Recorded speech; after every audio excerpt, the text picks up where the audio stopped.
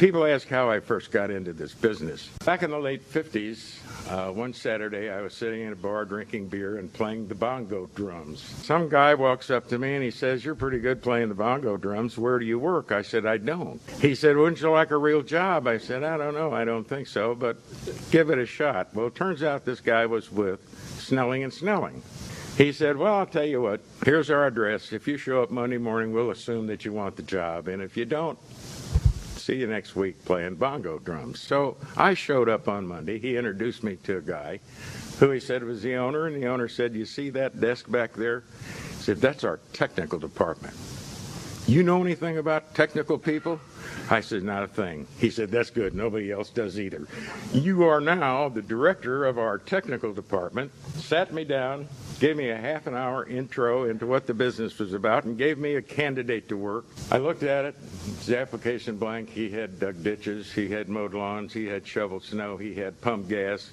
He had done everything, but none of it seemed very technical. I said, "What technical thing is about this candidate that you like?" And he says, "Well, he just graduated as a draftsman from one of those schools that you see on the back of matches, and he wants to be a draftsman. So find him a job as a draftsman. That's very technical." I got on the phone and I started calling around, asking if they needed a draftsman. Well, I finally found some old boy who owned a machine shop in suburban St. Louis. He said, "Nah." He said, "I'll tell you what I do need. I need a janitor. Who knows, if we have one of these situations come up, we'll make him a draftsman for the day." Well, the guy took the job. I couldn't believe he did. 3 months later, he was no longer sweeping. He was drafting full time. A year later, he was the head of their engineering department, and he was there for 25 years. That was my very first placement. I know we all remember our very first placement, and that was mine. I could live several lifetimes and not find a friend as good as Paul Hawkinson. He started Search Research Institute as the industry book publisher in 1985.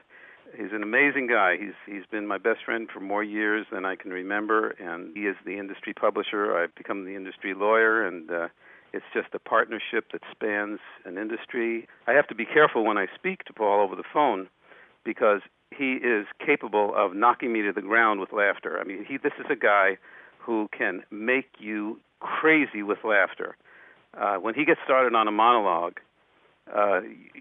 plan to be on the floor. He's just a riot, and he doesn't stop. He's relentless and very, very funny.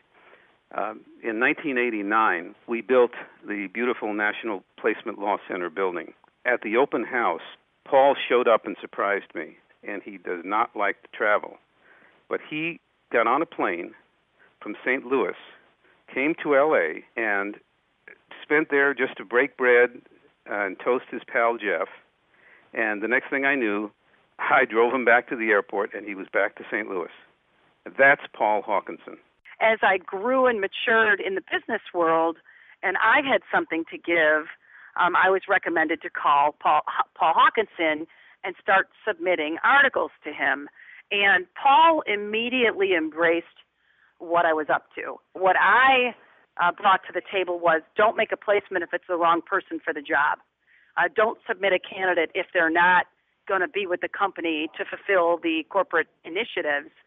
And Paul totally embraced that, where a lot of other people in the industry poo-pooed me at first because they thought I was working against them and I was working for corporate America, kind of like the guy that would put their arm around your shoulder and just say, stick with your gut instinct, go with your heart, and the money will come. Paul has been responsible for hooking me up with every trainer that I ever talked to and met.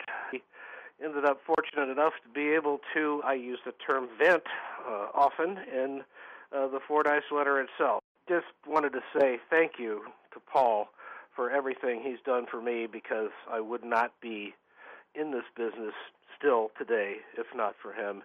Paul Hawkinson is a top-flight writer, a queer thinker, and a knowledgeable authority. And that came through loud and clear in his publication. The success of the Fordyce Letter and the quality of it could be illustrated by the fact that I personally know of 4 other newsletters for our industry that were started by knowledgeable and well-funded people in competition with him. None of them succeeded. We speak regularly on the phone or in person, and I'm delighted to call him my friend. I am certain that the entire industry has benefited greatly from Paul Hawkinson, and the honor of his being inducted in the NAPS Hall of Fame is certainly very well deserved.